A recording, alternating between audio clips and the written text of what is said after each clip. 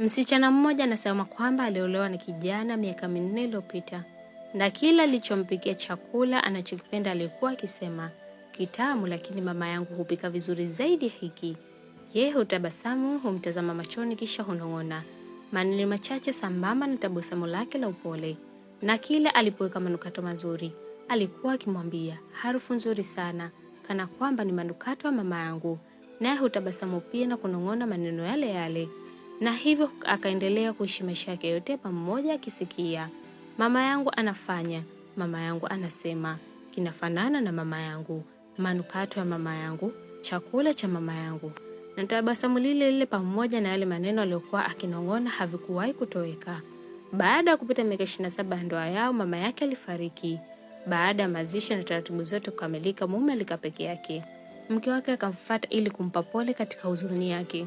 Akamwambia, sasa upishi wako umefanana na mama yangu, na maneno yako kama mama yangu, hata kicheko chako na manukato yako pia. Akatabasamu na kusema, kwa nini? Akamjibu, nilikutaka nikiwa na miaka 27, na sasa imepita miaka 27 tangu tuoane. Sasa umefanana na mama yangu. Akasema, ingawa wewe ni mwalimu wa hisabati, bado hujui hesabu. Siwezi kulingana na mama yako maishani mwangu. Miaka 54 ya kutoa kwake haiwezi kulinganishwa na miaka 27. Yeye ambaye pepo iko chini ya nyayo zake hawezi kulinganishwa na yule ambaye ataongozana nayo kwenda peponi tu. Atabaki kuwa kwanza daima milele.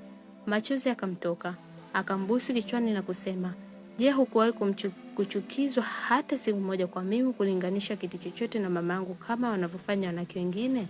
Akasema, hapana kabisa, kinyume chake. Akauliza, na yale maneno ulikuwa ukinong'ona kila mara ambayo sikuwahi kukuuliza maisha yangu yote?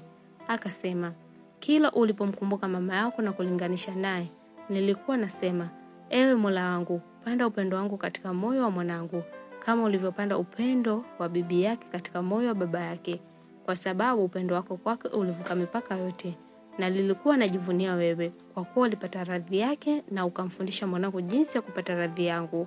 Ikiwa unapenda hadithi na kusoma, fuatilia ukurasa wetu ili upate kila jipya.